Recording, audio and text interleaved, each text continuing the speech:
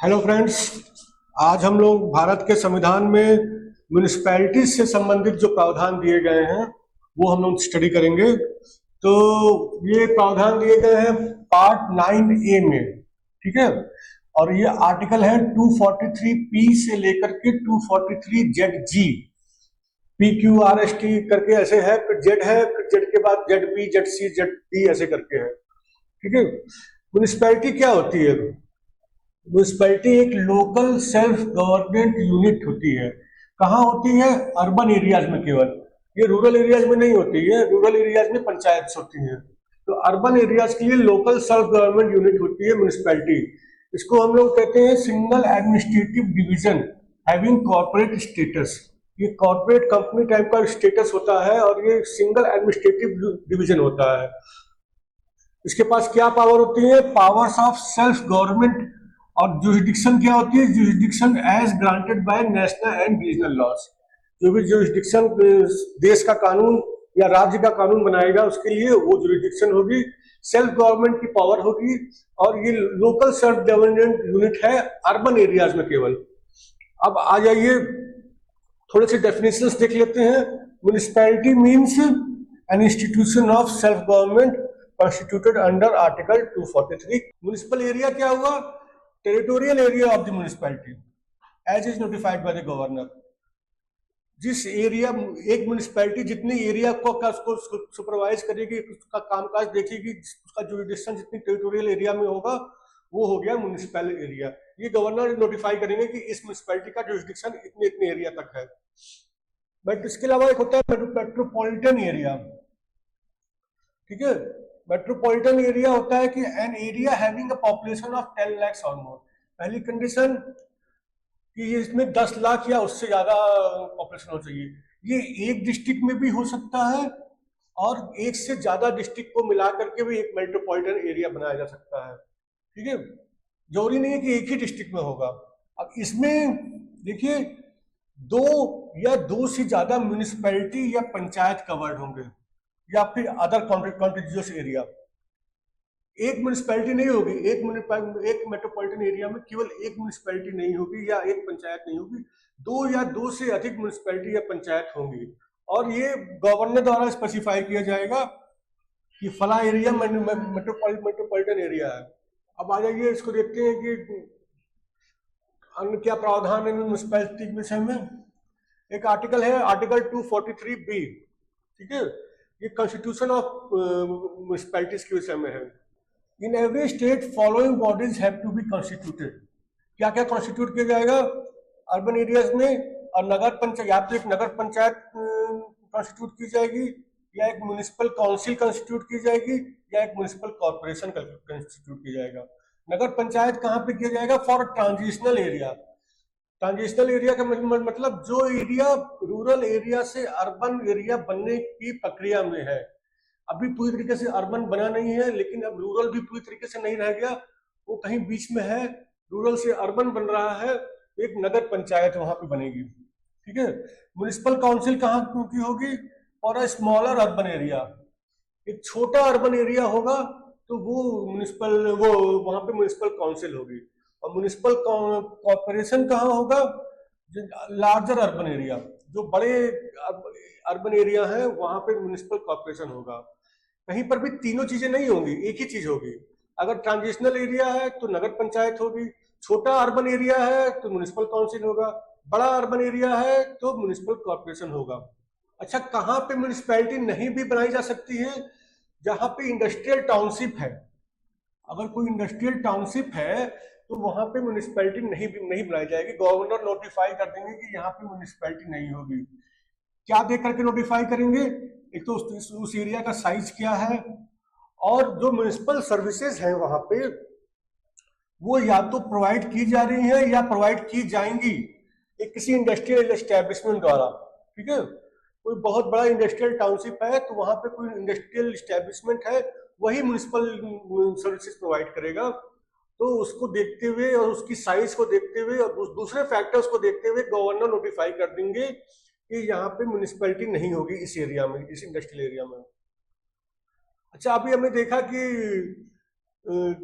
Transitional area, smaller urban area, larger urban area, ये तीनों area है, ये गवर्नर स्पेसिफाई करते हैं पब्लिक नोटिफिकेशन से, ठीक है। अब वो जब स्पेसिफाई करते हैं तो किन चीजों का ख्याल रखते हैं कि पहली चीज तो कि उस एरिया की पॉपुलेशन क्या है, पॉपुलेशन की डेंसिटी क्या है, कितने लोग, कितने ज्यादा, 1 स्क्वायर किलोमीटर में कितने लोग रह रहे हैं, और कितना रेवेन्यू जनरेट कर रहा है लोकल एडमिनिस्ट्रेशन वहां का। अब जो कितनी परसेंटेज ऑफ पॉपुलेशन है जो कि नॉन एग्रीकल्चरल एक्टिविटीज में है, खेती के अलावा किसी और चीज में है, उस एरिया की इकोनॉमिक इंपॉर्टेंस क्या है, ठीक है। और दूसरे फैक्टर्स जो वो चाहे कंसीडर करना, इन सब चीजों को देखते हुए गवर्नर नोटिफाई कर देंगे कि ये ट्रांजिशनल एरिया है, कि स्मॉलर अर्बन एरिया है, कि लार्जर अर्बन एरिया है, ठीक है। अब म्युनिसिपैलिटीज का कंपोजिशन क्या होगा, कैसे बनेंगी म्युनिसिपैलिटीज। देखिए, म्युनिसिपैलिटी में जो जितनी भी सीटें हैं वो डायरेक्ट इलेक्शन से चुनी जाएंगी, पब्लिक सीधे चुनेगी, एडल्ट फ्रेंचाइज के माध्यम से 18 साल के ऊपर की जनता उसको सारी सीटें म्युनिसिपैलिटी के फिल करेगी, अपने अपने रिप्रेजेंटेटिव भेज करके, अपने अपने एरिया के। उसमें टेरिटोरियल कॉन्स्टिट्यूएंसीज होती हैं म्युनिसिपल एरिया की भी। एक म्युनिसिपल एरिया को तमाम टेरिटोरियल कॉन्स्टिट्यूएंसीज में बांटी जाएंगी और हर टेरिटोरियल कॉन्स्टिट्यूएंसी अपना अपना रिप्रेजेंटेटिव चुनेगी वहां की जनता, और उसको उस टेरिटोरियल कॉन्स्टिट्यूएंसीज को वार्ड्स कहा जाता है, वार्ड्स, ठीक है, आपने नाम सुना भी होगा, वार्ड्स कहा जाता है। अच्छा, ये तो हो गया डायरेक्ट इलेक्शन से चुने जाएंगे, ठीक है। इसके अलावा जो स्टेट लेजिस्लेचर है वो कानून बना सकता है कुछ अन्य लोगों का भी रिप्रेजेंटेशन उसमें डालने के लिए म्युनिसिपैलिटी में। किन लोगों का रिप्रेजेंटेशन डालने के लिए, पर्सन्स हैविंग स्पेशल नॉलेज और एक्सपीरियंस इन म्युनिसिपल एडमिनिस्ट्रेशन। जिन लोगों को म्युनिसिपल एडमिनिस्ट्रेशन का स्पेशल नॉलेज है या एक्सपीरियंस है, उनको वही मेंबर बनाया जा सकता है म्युनिसिपैलिटी का, लेकिन उनके पास कोई वोटिंग राइट्स नहीं होगा। इसके अलावा लोकसभा के और विधानसभा के जो मेंबर्स हैं वो उनको भी उसमें सदस्य बनाया जा सकता है। इसके लिए स्टेट लेजिस्लेचर कानून बना सकती है। और कौन से लोकसभा के मेंबर्स होंगे, जो उसी जिनकी एरिया में वो म्युनिसिपैलिटी फॉल करती है। कौन से एमएलए होंगे जिनकी एरिया में वो म्युनिसिपैलिटी फॉल करती है, किसी और एरिया के नहीं, ठीक है। इसी तरह राज्यसभा के और विधान परिषद के मेंबर्स को भी मेंबर बनाया जा सकता है। कौन से मेंबर्स होंगे, जो उस एरिया में, उस म्युनिसिपल एरिया के वोटर होंगे, एज ए वोटर रजिस्टर्ड होंगे, कोई बाहर के नहीं वोटर होंगे। इसके अलावा chairperson of the committees constituted under article 243(s)(5), ठीक है। ये हर वार्ड के अलग अलग वार्डों की कमिटीज होती हैं, वो वार्ड की कमिटीज के चेयरपर्सन होते हैं, वो अभी हम देखते हैं। तो चेयरपर्सन को भी म्युनिसिपैलिटी में मेंबर बनाया जा सकता है। अच्छा, जो राज्य विधानसभा है, स्टेट लेजिस्लेचर है, वो किस तरीके से इलेक्शन होगा जनता के द्वारा, उसका नहीं, जो चेयरपर्सन है, जो म्युनिसिपैलिटी के जो चेयरपर्सन बनेंगे उनका इलेक्शन कैसे होगा, ये स्टेट लेजिस्लेचर डिसाइड करेगा कानून बना करके, ठीक है। अच्छा, म्युनिसिपैलिटी के अंदर वार्ड कमिटीज बनेंगी, ठीक है। वार्ड्स होते हैं, वार्ड से मेंबर्स चुन करके आते हैं, वार्ड कमिटी सभासद बोलते हैं जिसको। और वार्ड कमिटीज जो होती हैं उसमें एक वार्ड भी हो सकता है, एक से ज्यादा वार्ड भी हो सकता है, ठीक है। उसी टेरिटोरियल एरिया जो म्युनिसिपल एरिया है उसके एक वार्ड भी उसका भी एक कमिटी हो सकती है, 2, 3, 4, 5 वार्ड को मिला करके भी एक वार्ड कमिटी हो सकती है। अच्छा, जहां पे जिस म्युनिसिपैलिटी में 3 लाख से ज्यादा की पॉपुलेशन है, केवल वहीं पे वार्ड कमिटी बनेगी। जिस म्युनिसिपैलिटी में 3 लाख से कम की पॉपुलेशन है वहां पे वार्ड कमिटी नहीं बनेगी। अच्छा, ये देखिए, स्टेट लेजिस्लेचर को फिर से पावर दे दी गई है कि वो ये कानून बना करके डिसाइड करे कि किस तरीके से गठन होगा वार्ड कमिटीज का और उनका टेरिटोरियल एरिया क्या होगा। कौन सा कहीं एक वार्ड की कमिटी बन गई, 2 की बन गई, 3 की बन गई, 4 बन गई, तो वो ये डिसाइड करेगा स्टेट लेजिस्लेचर कानून बना करके, ठीक है। और जो वार्ड कमिटीज के सदस्य होंगे उनकी सीटें कैसे फिल की जाएंगी, वो इसके लिए भी स्टेट गवर्नमेंट, स्टेट लेजिस्लेचर कानून बनाएगा, ठीक है। अच्छा, चेयरमैन, वार्ड कमेटी के चेयरमैन कौन होंगे, अगर मान लीजिए केवल एक वार्ड का कमेटी है, वार्ड कमेटी, उसमें केवल एक ही वार्ड है, तो उस वार्ड का जो मेंबर आया चुनकर एक ही व्यक्ति आया होगा, तो वो उसका चेयरमैन भी हो जाएगा।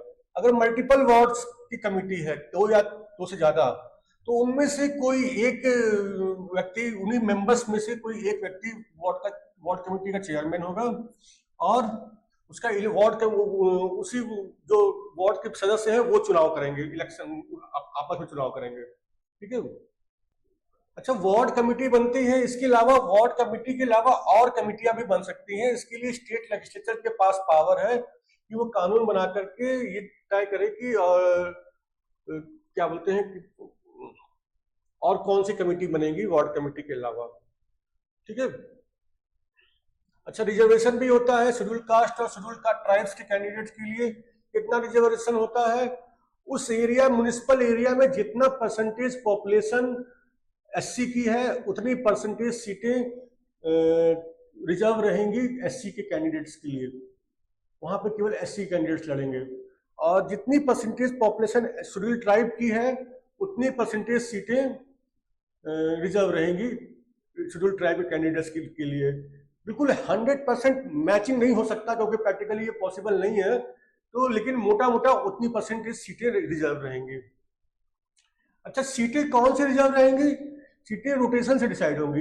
इस बार ये वाली सीट रिजर्व हो गई, अगली बार इसको अनरिजर्व कर दिया, किसी और सीट को रिजर्व कर दिया, लेकिन टोटल सीटें उतनी ही होनी चाहिए रिजर्व जितनी पॉपुलेशन है, जितनी परसेंटेज पॉपुलेशन है। ये नहीं है कि एक सीट परमानेंट रिजर्व रहेगी, एक बार वो रिजर्व हो सकती है, अगली बार अनरिजर्व भी हो सकती है। तो वो दूसरी सीट जो अनरिजर्व थी वो रिजर्व बन गई। ठीक है, रोटेशन से होगा। एससी एसटी की वुमेन के लिए क्या रिजर्वेशन होगा? जितनी भी सीटें एससी एसटी को रिजर्व है, उसमें से 1/3 सीटें एससी एसटी की वुमेन के लिए होंगी। ठीक है। और टोटल वुमेन्स के लिए क्या रिजर्वेशन होगा? 1/3 सीटें वुमेन के लिए रिजर्व होंगी। इसमें एससी एसटी वाली भी शामिल है। जितनी टोटल सीटें हैं म्यूनिसिपैलिटी में, उसकी 1/3 रिजर्व होंगी। चेयरपर्सन के लिए क्या रिजर्वेशन होगा? इसके लिए स्टेट गवर्नमेंट कानून बनाएगा। उसमें से कितनी सीटें एससी एसटी और विमेन के लिए रिजर्व होंगे, ये स्टेट गवर्नमेंट कानून बनाएगी स्टेट लेजिस्लेचर में। बैकवर्ड क्लासेस के लिए भी रिजर्वेशन हो सकता है। स्टेट लेजिस्लेचर को पावर दी गई है कि वो अपना अपने अपने अपने स्टेट में ये डिसाइड करें कि बैकवर्ड क्लासेस के लिए कितना रिजर्वेशन होगा। हम लोगों ने ये देखा था कि म्यूनिसिपैलिटी के ट्रांजिशनल एरिया के लिए नगर पंचायत होती है, स्मॉलर अर्बन एरिया के लिए म्यूनिसिपल काउंसिल होती है, लार्जर अर्बन एरिया के लिए म्यूनिसिपल कॉर्पोरेशन होता है। ड्यूरेशन क्या होता है म्यूनिसिपैलिटीज का? आर्टिकल 243U, एक म्यूनिसिपैलिटी जो इलेक्ट होती है 5 साल के लिए होती है। ठीक है। 5 साल कब से स्टार्ट होगा? जो उसकी पहली मीटिंग होगी उससे। उस 5 साल पूरा होते ही वो ऑटोमेटिक डिसॉल्व हो जाएगी, उसका आगे नहीं कंटिन्यू कर सकती अंडर एनी सर्कमस्टेंसेस। 5 साल से पहले उसको डिसॉल्व किया जा सकता है। उसमें स्टेट गवर्नमेंट कानून बनाएगी कि किन किन परिस्थितियों में वो 5 साल से पहले भी डिसॉल्व किया जा सकता है। अच्छा, अगला चुनाव कब होगा? 5 साल का पीरियड पूरा होने से पहले पहले अगला चुनाव करा लिया जाएगा। ठीक है। और अगर अर्ली डिसॉल्व हो गया है तो फिर डिसॉल्व होने के बाद 6 महीने के अंदर करा लिया जाएगा। और अगर डिसॉल्व होने के बाद केवल 6 महीना या 6 महीने से कम का समय बचा था, तो फिर उसका चुनाव उस पर बैलेंस पीरियड के लिए नहीं कराया जाएगा। अगर कोई म्यूनिसिपैलिटी डिसॉल्व हो गई, ठीक है, उसका टर्म पूरा नहीं हुआ, तो जो अगली म्यूनिसिपैलिटी आएगी वो बैलेंस टर्म के लिए आएगी, ना कि पूरे 5 साल के लिए। लेकिन अगर 6 महीने से कम का समय बचा है तो फिर वो चुनाव नहीं होगा उसके लिए, और वो फिर नेक्स्ट चुनाव जो होगा वो 5 साल के लिए आएगी। अगर 6 महीने से ज्यादा समय बचा है तो फिर चुनाव होगा और बैलेंस टर्म के लिए ही अगली म्यूनिसिपैलिटी आएगी। ठीक है। म्यूनिसिपैलिटी को डिसॉल्व करने से पहले reasonable opportunity of being heard दिया जाना चाहिए। ठीक है। आर्टिकल 243V है डिस्क्वालिफिकेशन फॉर मेंबरशिप। अगर कोई व्यक्ति एमएलए बनने के लिए डिस्क्वालिफाइड है तो वो यहाँ पे म्यूनिसिपैलिटी में भी इलेक्ट होने के लिए डिस्क्वालिफाइड है। या फिर राज्य सरकार कोई ऐसा कानून बनाती है और उसमें कुछ डिस्क्वालिफिकेशन डालती है तो भी वो, और उसके अंतर्गत वो आ रहा है तो भी वो डिस्क्वालिफाइड होगा।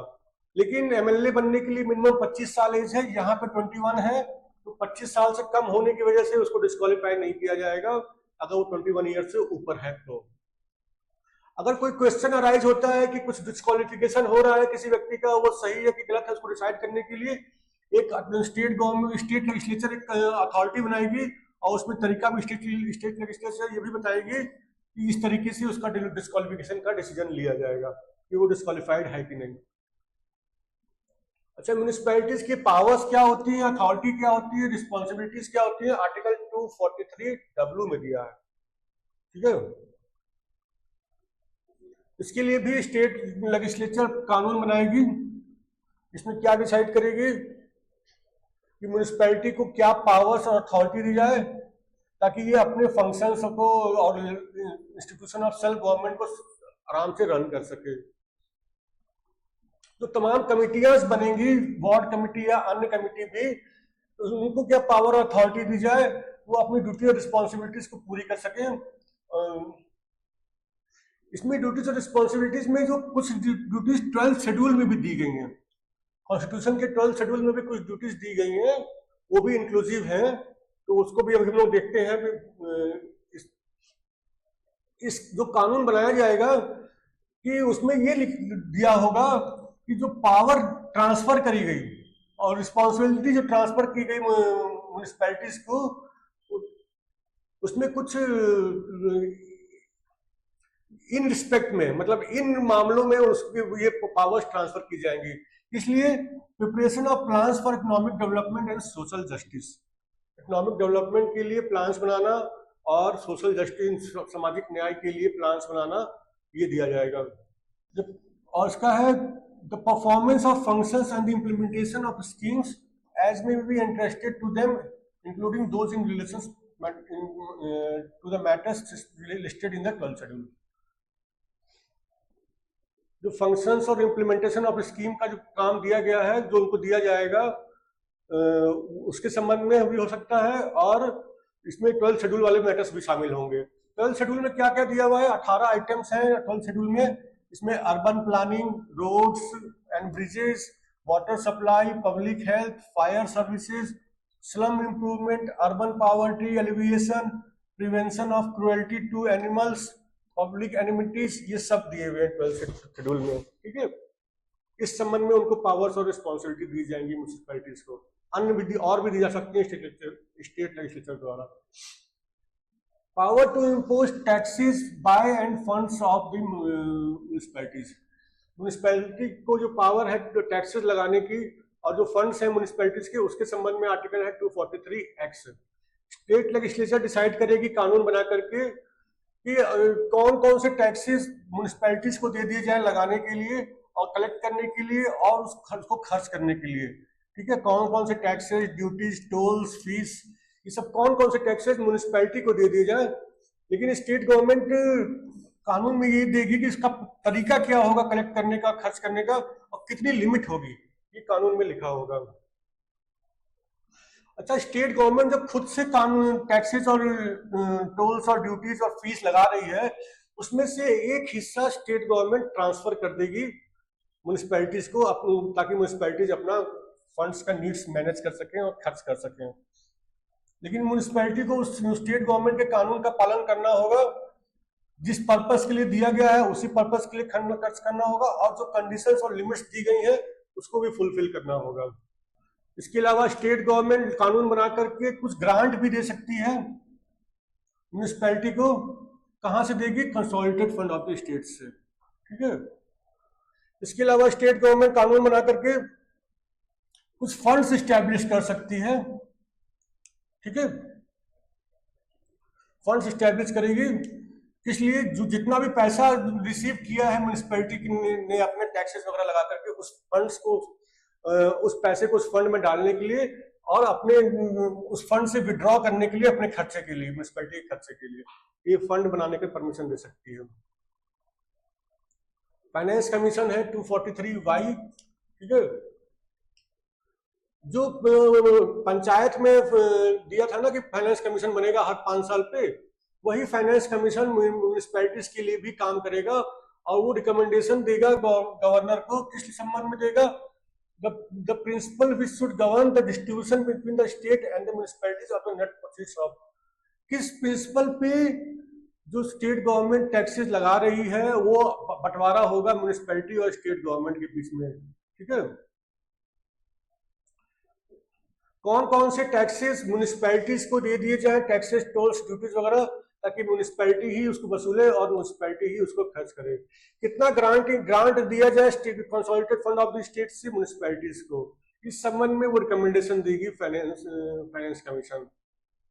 इसके अलावा अन्य क्या मेजर्स लिए जाएं ताकि फाइनेंशियल कंडीशन म्युनिसिपैलिटी की इंप्रूव हो सके। इसके अलावा अगर गवर्नर चाहे तो वो और भी मैटर्स दे सकते हैं फाइनेंस कमीशन को कि इस मैटर पे भी अपने सुझाव दीजिए। म्युनिसिपैलिटी के इलेक्शंस के संबंध में आर्टिकल है आर्टिकल 243 ZA। ठीक है, जो इलेक्टोरल रोल्स है और मतदाता सूची और जो इलेक्शन कराना है उसके संबंध में है। जो स्टेट इलेक्शन कमीशन होता है वही ये सब काम करता है, वो मतदाता सूची का निरीक्षण और डायरेक्शन और कंट्रोल रखता है अपने पास, और म्युनिसिपैलिटी का जो इलेक्शन होता है वो भी वही स्टेट गवर्नमेंट ही कंडक्ट करता है। राज्य सरकार के पास पावर है कि वो म्युनिसिपैलिटी के इलेक्शन के साथ के संबंध में विधानसभा के माध्यम से वो सारे कानून वगैरह बनाएगी। ठीक है, कुछ मिसलिनियस मैटर देख लेते हैं, छोटे छोटे आर्टिकल हैं। जो ऑडिट होता है म्युनिसिपैलिटीज के अकाउंट्स का, इसके लिए भी राज्य सरकार कानून बनाएगी किस तरीके से म्युनिसिपैलिटीज अपने अकाउंट्स मेंटेन करेंगे और उसका ऑडिट कैसे कराएंगे। ये जितने भी प्रावधान हमने पढ़े वो यूनियन टेरिटरीज पे भी लागू हैं। ठीक है, कुछ एरियाज को एग्जेम्पशन दे दिया जाता है जहां पे म्युनिसिपैलिटीज का प्रावधान नहीं लागू होगा, ये सारे आर्टिकल्स नहीं लागू होंगे। वो कौन से एरियाज हैं? शेड्यूल्ड एरियाज या ट्राइबल एरियाज, जो कि आर्टिकल 244 में स्पेसिफाइड है, उनको ये एग्जेम्पशन है। इसके अलावा जो भी टेरिटोरियल कॉन्स्टिट्यूंसीज में बंटवारा विभाजन किया गया है और सीट्स दी गई हैं उन टेरिटोरियल कॉन्स्टिट्यूंसीज को, इसके संबंध में किसी कोर्ट में कोई केस मुकदमा नहीं हो सकता है। अगर म्युनिसिपैलिटी के इलेक्शन के संबंध में कोई वाद विवाद होता है तो एक इलेक्शन पिटीशन फाइल करना होगा कि एक ऐसी अथॉरिटी स्टेट गवर्नमेंट स्पेसिफाई करेगी, उसमें तरीका भी लिखा होगा और उस अथॉरिटी के पास ही ये वाद विवाद जाएगा और किसी के पास नहीं जाएगा, कोर्ट में नहीं जाएगा। एक आर्टिकल है 243 ZD, इसमें है कमिटी फॉर डिस्ट्रिक्ट प्लानिंग। ठीक है, देखिए हर स्टेट में डिस्ट्रिक्ट लेवल पे एक कमिटी होती है, कमिटी फॉर डिस्ट्रिक्ट प्लानिंग। इसका काम क्या होता है? To consolidate the plans prepared for panchayat and municipalities in the district. उस डिस्ट्रिक्ट में जितनी भी पंचायत और म्युनिसिपैलिटीज हैं उनकी जो डेवलपमेंट के प्लान्स हैं, जितने भी प्लान्स हैं उनके, उन सबका कंसोलिडेट करना, इकट्ठा करना उसको, और उसके बाद इकट्ठा करके एक draft development plan for the entire district तैयार करना। ठीक है, स्टेट गवर्नमेंट इसके लिए भी कानून बनाएगी स्टेट लेजिस्लेचर में। इसलिए कानून बनाएगी ये इस कमेटी का गठन कैसे होगा। ठीक है, डिस्ट्रिक्ट प्लानिंग कमेटी का गठन कैसे होगा, और जो इस कमेटी है इसकी सीटें कैसे फिल होंगी। इसमें मिनिमम 4/5 80% सीटें इलेक्शन होगा। 4/5 सीटें जो 80% सीटें हैं इलेक्शन होगा। कौन इलेक्शन करेगा? कौन मतदाता होगा उसमें? जो भी इलेक्टेड मेंबर्स हैं पंचायत की उस डिस्ट्रिक्ट में, और जो म्युनिसिपैलिटीज के इलेक्टेड मेंबर्स हैं वही चुनाव करेंगे। और किसमें से चुनाव करेंगे? अपने सदस्यों के बीच से ही, बाहरी व्यक्तियों से नहीं। वही लोग चुनाव करेंगे। 80% सीटें इस तरह से फिल होंगी। जितने भी मेंबर्स हैं इलेक्टेड मेंबर्स पंचायत के उस डिस्ट्रिक्ट में और तमाम म्युनिसिपैलिटीज हैं उस डिस्ट्रिक्ट में, उनके इलेक्टेड मेंबर्स चुनाव करेंगे। और किनके बीच में से चुनाव करेंगे? उन्हीं मेंबर्स के बीच में से ही चुनाव करेंगे। अच्छा, ये जो पंचायत और म्युनिसिपैलिटीज हैं इनमें मेंबर्स का बंटवारा कैसे होगा? कितने कितने वो करेंगे? जो पॉपुलेशन है रूरल एरिया में और जो अर्बन एरिया में पॉपुलेशन है उस डिस्ट्रिक्ट में, उस अनुपात में ये मेंबर्स चुनाव करेंगे। पंचायत वाले अपने रूरल एरिया की पॉपुलेशन के अनुपात में करेंगे, म्युनिसिपैलिटी वाले अर्बन एरिया के अनुपात में करेंगे, और उतने उतने सदस्य भेजेंगे इस कमेटी में। इसके अलावा जो स्टेट गवर्नमेंट कानून बनाएगी वो किस संबंध में होगा कि जो भी फंक्शंस हैं डिस्ट्रिक्ट प्लानिंग के जो उस कमेटी को दिए गए हैं उसको भी स्पेसिफाई करेगी कि ये फंक्शंस होंगे। और इस कमेटी का चेयरपर्सन कैसे चुना जाएगा इसके लिए भी स्टेट गवर्नमेंट कानून बनाएगी और वो स्पेसिफाई करेगी। इस कमेटी जो कमेटी है उसका ड्राफ्ट डेवलपमेंट प्लान बनाती है उस समय उसको क्या ध्यान रखना होगा, उस ड्राफ्ट डेवलपमेंट प्लान जो बनाएगी डिस्ट्रिक्ट के लिए वो ध्यान रखना होगा कि जो भी कॉमन इंटरेस्ट है पंचायत और म्युनिसिपैलिटी के बीच में जो कॉमन इंटरेस्ट है उसका ध्यान रखना होगा। ठीक है, इसमें क्या क्या शामिल है, spatial planning, sharing of water और other physical and natural resources, जो भी फिजिकल एंड नेचुरल रिसोर्सेज है, वाटर है, उसका शेयरिंग और integrated development of infrastructure and environmental conservation.